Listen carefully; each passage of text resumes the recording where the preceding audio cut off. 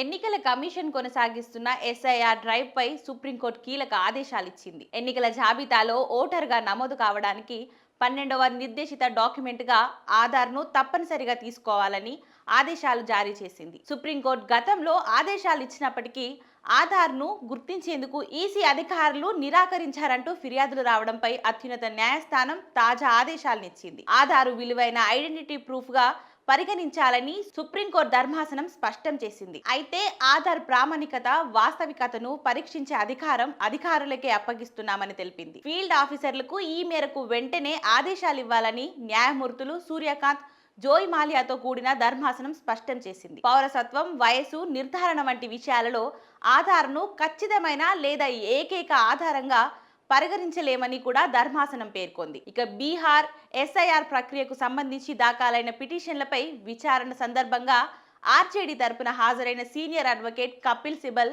తన వాదనలు వినిపించారు. ఆధార్ను ఉద్దేశపూర్వకంగానే ఈసీఐ మినహాయిస్తుందన్నారు. 11 నోటిఫైడ్ డాక్యుమెంట్లను మినహా వేటిని రిజిస్ట్రేషన్ ఆఫీసర్లకు అంగీకరించడం లేదని అన్నారు.